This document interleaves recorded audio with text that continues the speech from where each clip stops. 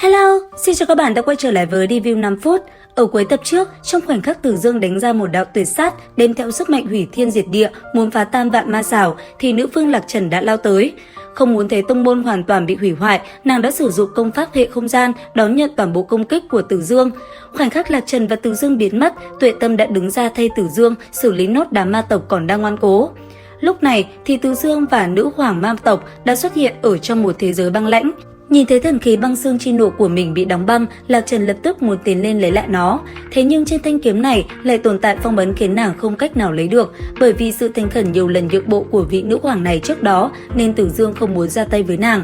Chứng kiến đối phương không có địch ý, Lạc Trần đã đề nghị Tử Dương giúp đỡ mình phá giải phong ấn của thanh kiếm kia.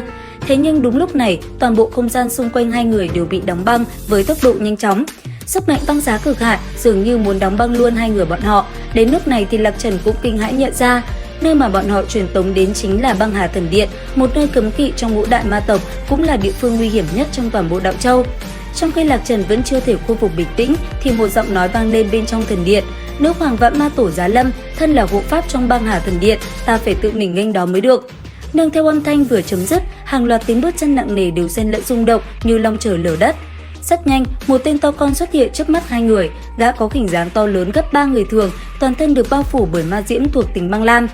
Cự phủ màu xanh trong tay hắn ta như có sức mạnh phá núi, trông thật đáng sợ. Nữ hoàng có chút sợ hãi nhưng vẫn tỏ vẻ tôn trọng tiền bối ma tộc, nàng tiến lên một bước chào hỏi. Chắc các hạ là hộ pháp băng xương Đa Đỗ của Băng Hà Thần Điện, nổi danh tả hộ pháp băng xương ma tộc, hôm nay cuối cùng cũng nhìn thấy chân nhân.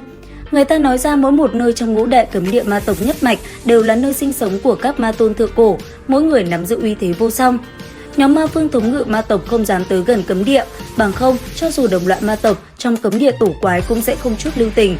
Thế nhưng lúc này Đa Đỗ lại khách sáo đáp: "Nếu người khác trong ma tộc tự tiện xông vào cấm địa, ngay cả tư cách nói chuyện với ta cũng không có.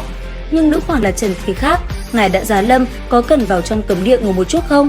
Sắc mặt Lạc Trần ta lệch lẽo, trong ánh mắt hiện lên sự lo lắng. Trước giờ, ma tộc trong cấm địa sẽ không nói đạo lý, nhưng bây giờ lại trở nên khách sáo. Mục tiêu duy nhất là vì bọn chúng tham lam ma tâm trên người nàng. Nghĩ vậy, Lạc Trần lạnh giọng trả lời: "Xin lỗi, chúng ta không rảnh rỗi đến đây để nghỉ ngơi, hảo ý của ngươi chúng ta nhận, xin cáo từ."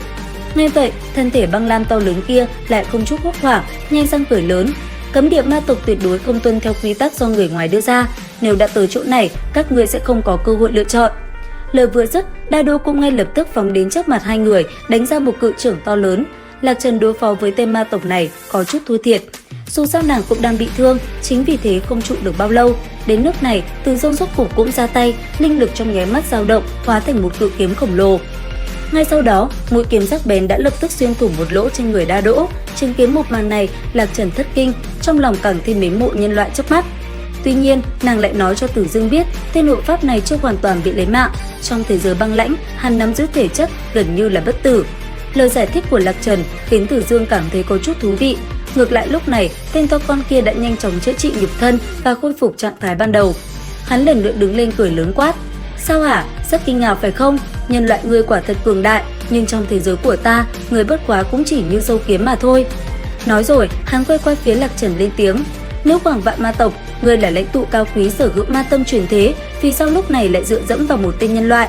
Từ Dương nghe vậy chỉ cười lạnh đáp: "Nếu ngươi đã đánh giá cao ta như vậy, chỉ bằng quỳ xuống gọi một tiếng ra, ta sẽ xem xét cho ngươi ra đi thanh thản."